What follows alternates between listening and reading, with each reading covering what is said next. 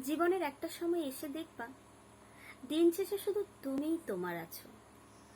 বাকি সব প্রিয়জন বলো, আপনজন বলো, ঠিকই প্রয়োজন শেষে রূপ বদলে নিয়েছে। একটা সময় যাদের পৃথিবী উজাড় করা ভালোবাসা দিয়ে আগলে রেখেছো, তারাই একটা সময় তোমায় চিনবে না।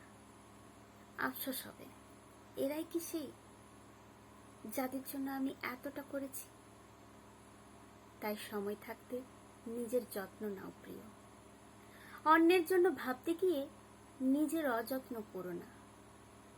ভরসা, বিশ্বাস, ভালোবাসা সব নিজের জন্য রাখো, অন্যকে সব বিলিয়ে দিও না।